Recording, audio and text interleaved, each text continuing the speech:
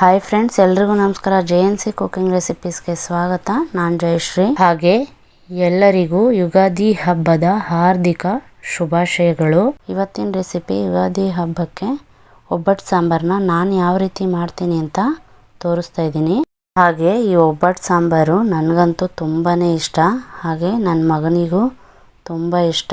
ಈ ಸಾಂಬಾರನ್ನ ಬೇಯಿಸ್ತಾ ರುಚಿ ಇನ್ನೂ ಜಾಸ್ತಿ ಆಗುತ್ತೆ. ಹಾಗೆ 3 ದಿನ ಇಟ್ಕೊಂಡು ತಿಂದರೂ ಈ ಸಾಂಬಾರು ರುಚಿ ಮಾತ್ರ ಕಡಿಮೆ ಆಗಲ್ಲ, ರುಚಿ ಇನ್ನೂ ಜಾಸ್ತಿ ಆಗುತ್ತೆ. ಹಾಗೆ ಈ ಒಬ್ಬಟ್ಟು ಸಾಂಬಾರು ಯಾರಿಗೆಲ್ಲ ತುಂಬ ಇಷ್ಟ ಕಮೆಂಟ್ ಮಾಡಿ. ಬನ್ನಿ ಹಾಗಿದ್ರೆ ಇದನ್ನ ಸುಲಭವಾಗಿ ಹಾಗೆ ರುಚಿಯಾಗಿ ಹೇಗೆ ಮಾಡೋದು ಅಂತ ನೋಡೋಣ. ಮೊದಲು ಈ ಒಬ್ಬಟ್ಟು ಸಾಂಬಾರು ಮಾಡ್ಕೊಳ್ಳೋದಕ್ಕೆ ಸ್ಟವ್ ಮೇಲೆ ಒಂದು ಬಾಣಲಿ ಇಟ್ಕೊಂಡು, ಬಾಣಲಿ ಬಿಸಿ ಆದಮೇಲೆ 2 ಸ್ಪೂನ್ ಎಣ್ಣೆ ಹಾಕಿದ್ದೀನಿ. ಎಣ್ಣೆ ಬಿಸಿ ಆದಮೇಲೆ ಸ್ವಲ್ಪ ಹಿಂಗು ಬೇಡ ಅನ್ನೋರು ಸ್ಕಿಪ್ ಮಾಡ್ಬೋದು. ನೆಕ್ಸ್ಟ್ ಇದಕ್ಕೆ 2 ಮೀಡಿಯಮ್ ಸೈಜ್ದು ಈರುಳ್ಳಿ ಈ ಥರ ಕಟ್ ಮಾಡಿ ಹಾಕ್ಕೊಳ್ತಾ ಇದ್ದೀನಿ. ಹಾಗೆ 2 ಗೆಡ್ಡೆ ಬೆಳ್ಳುಳ್ಳಿ, 7 ಒಣಮೆಣಸಿನ್ಕಾಯಿ, ಖಾರಕ್ಕೆ ನೋಡಿ ಹಾಕ್ಕೊಳ್ಳಿ. ಅರ್ಧ ಟೀ ಸ್ಪೂನ್ ಮೆಂತ್ಯ, ಅರ್ಧ ಟೀ ಸ್ಪೂನ್ ಕಾಳುಮೆಣಸು, ಇದಿಷ್ಟು ಹಾಕ್ಕೊಂಡು ಫಸ್ಟು ಫ್ರೈ ಮಾಡ್ಕೊಳ್ಬೇಕು.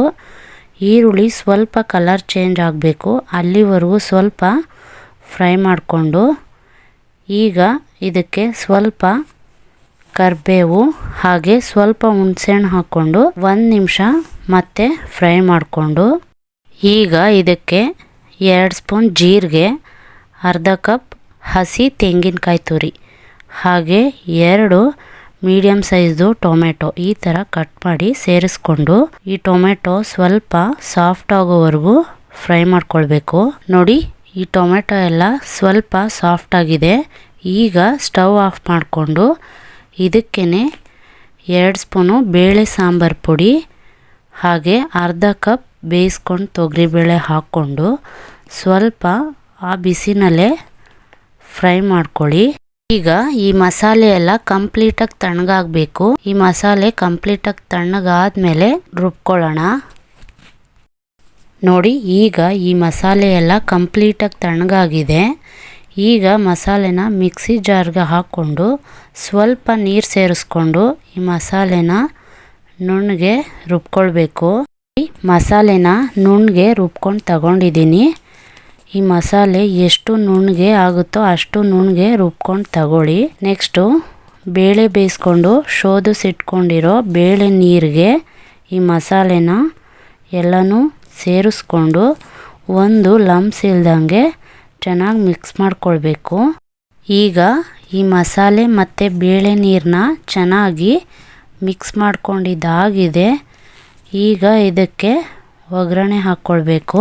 ಒಗ್ಗರಣೆ ಹಾಕ್ಕೊಳ್ಳೋದಕ್ಕೆ ಸ್ಟವ್ ಮೇಲೆ ಒಂದು ಪಾತ್ರೆ ಇಟ್ಕೊಂಡು, ಪಾತ್ರೆ ಬಿಸಿ ಆದಮೇಲೆ 3 ಸ್ಪೂನು ಎಣ್ಣೆ, 1 ಸ್ಪೂನ್ ಸಾಸಿವೆ, 4 ಒಣಮೆಣಸಿನ್ಕಾಯಿ ಹಾಗೆ ಸ್ವಲ್ಪ ಕರಿಬೇವು ಇದಿಷ್ಟು ಹಾಕ್ಕೊಂಡು ಸ್ವಲ್ಪ ಫ್ರೈ ಮಾಡ್ಕೊಳ್ಳಿ. ನೆಕ್ಸ್ಟು ಈ ಒಗ್ಗರಣೆಗೆ ಮೊದಲೇ ಮಿಕ್ಸ್ ಮಾಡಿ ಇಟ್ಕೊಂಡಿರೋ ಮಸಾಲೆ ನೀರನ್ನ ಹಾಕ್ಕೊಂಡು ರುಚಿಗೆ ತಕ್ಕಷ್ಟು ಉಪ್ಪು ಹಾಕ್ಕೊಂಡು ಚೆನ್ನಾಗಿ ಮಿಕ್ಸ್ ಮಾಡ್ಕೊಳ್ಬೇಕು. ಸ್ವಲ್ಪ ಒಬ್ಬಟ್ಟು ಹೂರಣ ಹಾಕ್ಕೊಳ್ತಾ ಇದ್ದೀನಿ. ಹೂರಣ ಬೇಡ ಅನ್ನೋರು ಸ್ವಲ್ಪ ಬೆಲ್ಲ ಸೇರಿಸ್ಕೊಳ್ಬೋದು. ಬೆಲ್ಲ ಹೂರಣ 2 ಬೇಡ ಅನ್ನೋರು ಸ್ಕಿಪ್ ಮಾಡ್ಬೋದು. ಈಗ ಹೂರಣ ಸೇರಿಸ್ಕೊಂಡು ಮತ್ತೊಂದು ಸಲ ಚೆನ್ನಾಗಿ ಮಿಕ್ಸ್ ಮಾಡಿಕೊಂಡು 1-2 ನಿಮಿಷ ಈ ಸಾಂಬಾರನ್ನ ಬೇಯಿಸ್ಕೊಂಡ್ರೆ ಯುಗಾದಿ ಹಬ್ಬಕ್ಕೆ ತುಂಬ ರುಚಿಯಾದ ಒಬ್ಬಟ್ಟು ಸಾಂಬಾರು ರೆಡಿ ಆಯಿತು.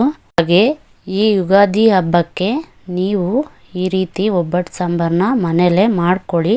ತುಂಬ ರುಚಿಯಾಗಿ ಹಾಗೆ ತುಂಬ ಚೆನ್ನಾಗಿ ಬರುತ್ತೆ. ಈ ರೆಸಿಪಿ ಹೇಗೆ ಬಂತು ಅಂತ ಕಮೆಂಟ್ ಮಾಡಿ. ಈ ಒಬ್ಬಟ್ಟು ಸಾಂಬಾರು ರೆಸಿಪಿ ನಿಮಗೂ ಇಷ್ಟ ಆಗಿದ್ದರೆ ಲೈಕ್, ಶೇರ್, ಕಮೆಂಟ್ ಮಾಡಿ. ಇನ್ನೂ ನನ್ನ ಚಾನಲ್ನ ಸಬ್ಸ್ಕ್ರೈಬ್ ಮಾಡದೆ ನೋಡ್ತಿದ್ರೆ ದಯವಿಟ್ಟು ಸಬ್ಸ್ಕ್ರೈಬ್ ಮಾಡ್ಕೊಂಡು ನೋಡಿ. ಹಾಗೆ ನಿಮ್ಮ ಫ್ಯಾಮಿಲಿ ಆ್ಯಂಡ್ ಫ್ರೆಂಡ್ಸ್ಗೆ ಈ ವಿಡಿಯೋನ ಶೇರ್ ಮಾಡಿ.